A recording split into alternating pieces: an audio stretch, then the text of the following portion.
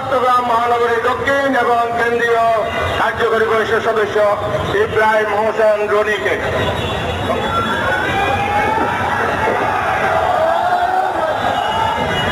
আলহামদুলিল্লাহ রাব্বিল আলামিন ওয়া সালাতু ওয়া সালামু আলা রাসূলিল কারীম ওয়া আলা আলিহি ওয়া সাহবিহি আজমাইন।